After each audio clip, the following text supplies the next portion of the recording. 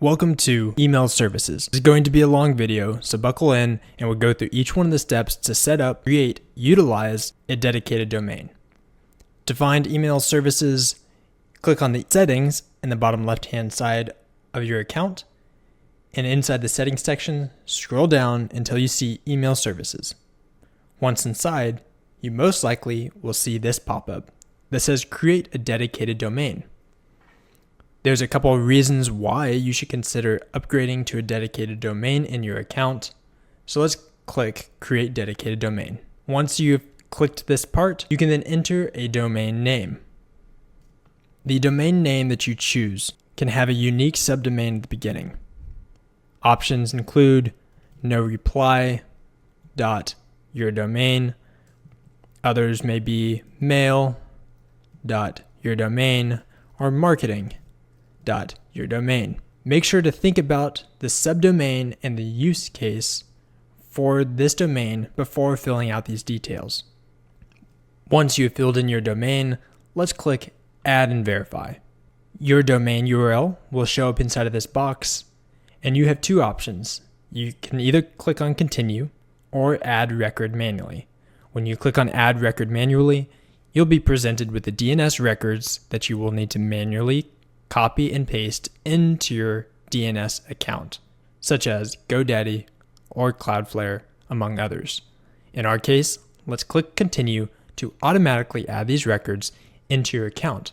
You'll need to make sure that you are signed in to your domain and DNS records account to be able to automatically connect. Once your domain provider is found, then you can click on Authorize Domain. You will then be redirected to your DNS provider's authorization page. Make sure you verify each one of the records that are going to be added, and finally click on Authorize. You will then be redirected back into your account where you can see all of the records that will either say not verified or verified under the status section. Let's click on Verify Domain in the bottom right-hand corner, and you will see that several of the records have been verified while others have not. Sometimes it takes a little bit longer for these records to propagate into the account. So retry after a select amount of time and period until the domain is verified. Every once in a while, some of these statuses will switch to not verified that have previously been verified. Do not be concerned with this. Sometimes it takes more time for the details to propagate. You can continue to click on Re-verify the domain until the email settings have been propagated into your DNS provider. While we wait for these status and DNS records to be updated and verified, let's hover to the top left-hand corner of the email services section, and let's click on Back to Dedicated Domains. On this page, you have a couple of details. You'll be able to see the domain record at the top. Below this, you'll have dedicated header in which you can apply this for all emails that are sent through this domain.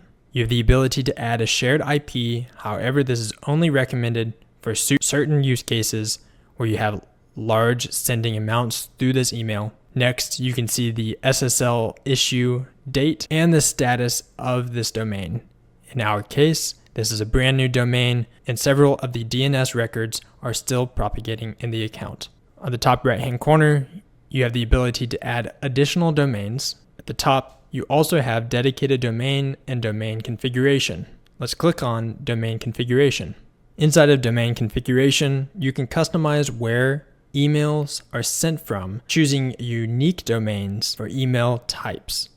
For example, if you wanted a particular email domain to only send through workflow domains, you can select that domain in this account. If you want a separate domain name for your email services to send one-on-one conversations, such as marketing.yourdomain you can enter that here. If you want bulk emails to send from no-reply@yourdomain.com, you can then add that domain here.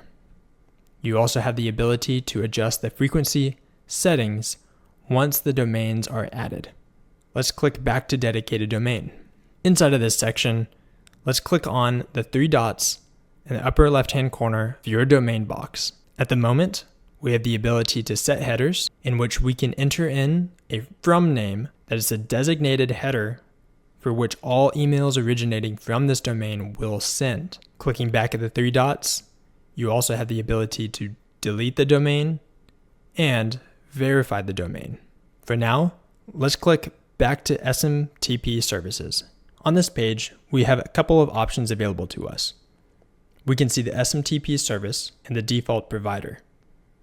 Next, we have reply and forward settings. In this section, you'll be able to set up emails as your forwarding address. Note that forwarding addresses cannot use the same domain as your sending domain, so that you prevent infinite loops. You also have the ability to BCC emails inside of your account and forward emails to an assigned user. Next, you can select a reply address to be added to all emails. This will set a default reply email to all emails in your account.